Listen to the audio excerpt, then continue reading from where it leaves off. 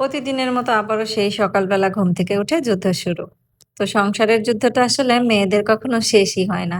তুমি যদি হাজারো চাও, তাও চাইলে তুমি অফিস করার মতো করে একদিন ছুটি নিয়ে বাসায় বসে থাকতে পারবে না। কারণ আসলে তুমি অফিস বন্ধ করে বাসাতে আসবে একটু রেস্টের জন্য। আর আমার বাসাটাই যখন অফিস তখন সেটা তো আর কখনোই সম্ভব নয়। তো যাই হোক আরকি, বেছে গুছে একটা সুন্দর সারাদিন পরিশ্রম করার মতো একটা চাকরি পেয়েছি। এই চাকরিটাই আমাদের কাছে আমাদের মতো মেয়েদের কাছে অনেক কিছু। কারণ আসলে শেষ অবলম্বনেই সংসার। সংসারের পিছনে শ্রম দিতে, দিতেই একদিন বৃদ্ধ হব। জীবনটা শেষ করব।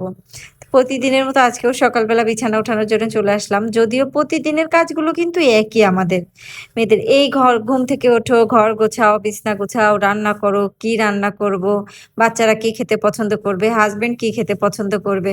তো আমাদের মেয়েদের জীবনটা না আসলেই এরকম। কিছু বলার নাই। আমাদের জীবন নিয়ে আমাদের আর কিছু বলার নাই।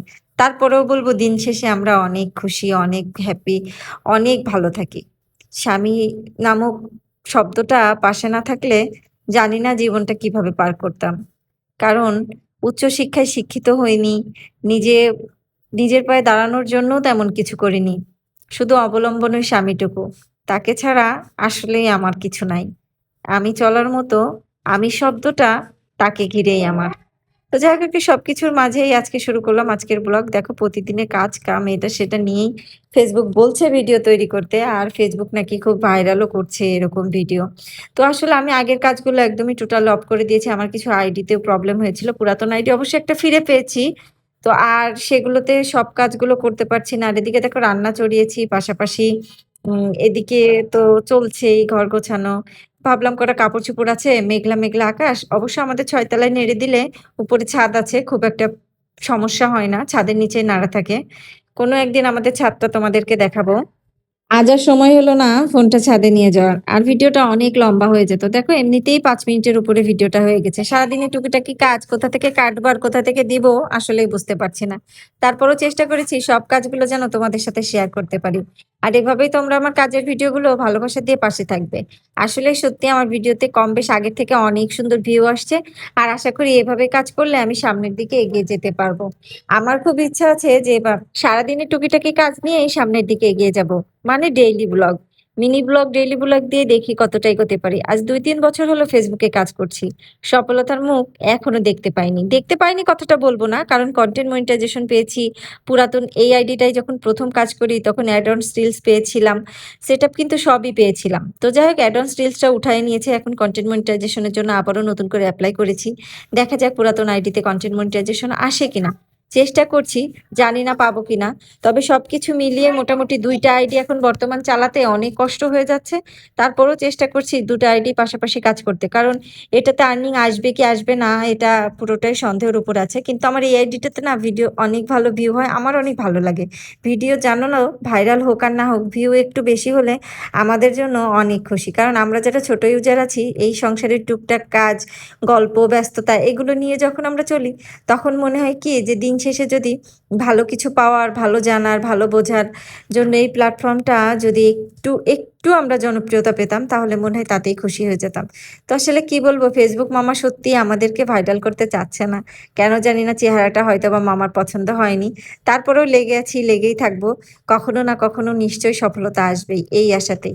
তো যাই হোক আরকি অনেক বকবক করলাম, অনেক কথা বললাম। আসলে কথার কোনো শেষ হবে না, কাজের কোনো শেষ হবে না। তো কাপড়-চোপড়গুলো আমি ধুয়ে নিয়ে যাবো ছাদে। সেজন্যই মনে করছি একটু তাড়াতাড়ি করে কাপড়-চোপড়গুলো ধুয়ে দিই। এদিকে কিন্তু রান্না চড়িয়ে দিয়েছি, ছেলের ঘরের বিছানাটা গোছালাম, আমার ঘরের বিছানাটা গোছালাম। তো আসলে বিছানাপত্র গোছালে মনে হয় কি ঘরের অর্ধেক কাজ সব শেষই করে ফেলেছি।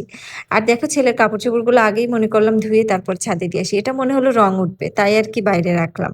কারণ আমি না এরকম পোশাক খুব নষ্ট করি। সব রং, সাদা এগুলা দিয়ে সব একসাথে যখন দিই তখন দেখি কি কাপড়গুলো নষ্ট হয়ে গেছে। আর বারান্দার কাপড়-চোপড়গুলো একটু উঠিয়ে নিলাম। কারণ বারান্দায় কিছু কাপড়-চোপড় দিতে হতে পারে। আর দেখো দরজার পিছনে আমার সাহেবের আর আমার ছোট ছেলের কত কাপড়-চোপড় জমেছে। ওগুলোর ভিতর থেকে অনেকেই আছে কাপড়-চোপড়গুলো বাদ দিতে হবে। কিন্তু অনেকদিন ধরে দরজার পিছনে হাত দেওয়া হচ্ছে না। আসলে দেখো প্রতিদিন নিত্য প্রয়োজনীয় কাজ করতে, করতে অতিরিক্ত কাজগুলো করার জন্য যে এক্সট্রা সময় সেটা বের করে ওঠাই কঠিন হয়ে যায়। তোমরা মনে করো শহরে থেকে আসলে আমরা কি কাজ করি? শহরেও কাজ আছে, অনেক কাজ করতে হয়। মনে হয় এমন। এই সংসারটা গুছিয়ে রাখা, পরিষ্কার রাখা, কোথাও একটু ধুলো জমতে না দেওয়া, ঝুল না হতে দেওয়া, ঠিকঠাক টাইম মতো রান্না করা, বাচ্চাদের নিয়ে স্কুলে যাওয়া, আসা, আরো সংসারের আরো কাজ রেখে ফেসবুকে কাজ করা, এভাবে ভিডিও করা, ভিডিও এডিট করে ভয়েস করা, থাম্বনেইল তৈরি করা, সবকিছু মিলিয়েই মোটামুটি কথা ফেসবুকে কাজটা অনেক কঠিন। জানি না এই কঠিন কাজ থেকে কবে কাজটা সহজ হবে, যেদিন দেখব অনেক ইনকাম হচ্ছে আমার ফেসবুক থেকে, সেদিন বুঝবো যে আমার কাজটুকু সার্থক। আমার কষ্ট সার্থক হয়েছে। দেখো কথা বলতে, বলতে আমার কাপড়-চোপড়গুলা কিন্তু কাঁচা হয়ে গেল। এগুলো নিয়ে এখন ছাদে যাব। বললাম না ছাদের ভিডিও তোমাদেরকে একদিন দিব। সত্যি আমার ছাদের ভিডিও একদিন তোমাদেরকে দিব। ছাদটা যদিও অনেক সুন্দর না হলেও ছাদ তো ছাদই। ছাদ আমার ভীষণ প্রিয়। ছাদের থেকে যেকোনো ভিউ নিলেই আমার অনেক ভালো লাগে।